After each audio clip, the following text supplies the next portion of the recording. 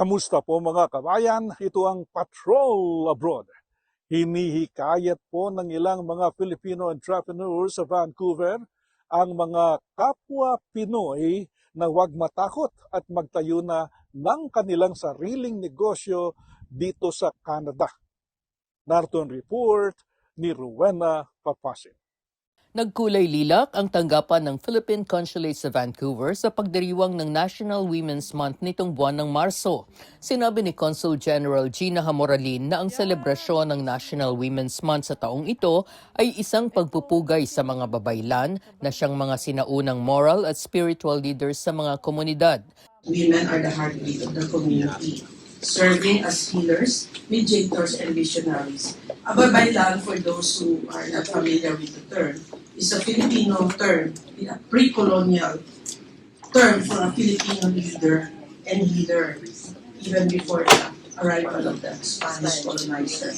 Therefore, babaylan, and they serve as healers and usually spiritual leaders in their communities. Ipinagmalaki rin ni Hamoralin na itinuturing na isa sa mga global leader sa gender parity ang Pilipinas, kung saan halos 50% ng mga leader sa gobyerno ay mga kababaihan. Kasabay nito ay idinaos rin ng konsulado ang ikalawang yugto ng Women Entrepreneur Talk Series nito para magbigay inspirasyon sa iba pang mga Pinay sa Vancouver.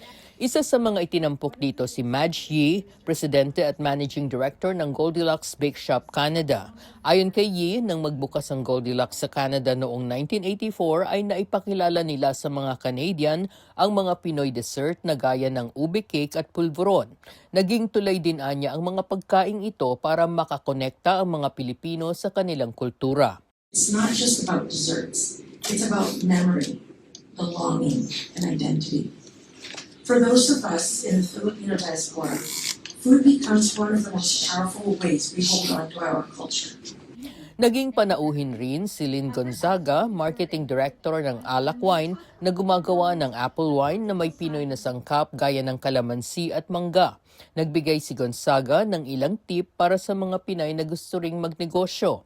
Una, alamin kung ano ang negosyong papasukin, bakit napili ito, sino ang target customer, at paano sisimulan ito.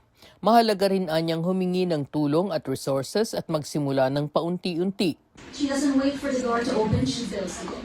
If nobody is opening the door for you, build the door. Okay? Not because you're scared, not because you're going to be perfect, but in all of that, right, you find the opportunity to raise your voice and make your presence felt. Kasama rin sa panel si Mia Pestaño, may-ari ng Whisker Beans Coffee Company na gumagamit ng mga coffee beans mula sa Pilipinas. Inamin ni Pestaño na hirap pa rin siyang makakuha ng steady supply ng coffee beans mula sa Pilipinas, kaya kumukuha pa rin siya nito mula sa iba pang ethical suppliers. Ayon kay Pestaño, may suportang makukuha sa Canada ang iba pang Filipina-Canadian na gusto ring magtayo ng sarili nilang negosyo. My advice is go out there and get the business support. There's so much support for women entrepreneurs, especially the Filipino entrepreneurs around. Us being Filipina makes us unique. Our culture is so rich and diverse that we have so much to offer. We have so many unique products that we can monetize. And I chose coffee because coffee is, we do have to make money in business, right? Coffee is a $25 billion Canadian business. Sa pagdiriwang ng National Women's Month ay naging kulay ube rin ang ilaw ng Canada Place, isang sikat na landmark dito bilang pagpupugay sa mga Filipina. Mula sa Vancouver, ako si Rowena Papasin, ang inyong Patrol Abroad. At yan ang latest sa Patrol Abroad. Ako po si Henry Omagadias. Hanggang sa muli.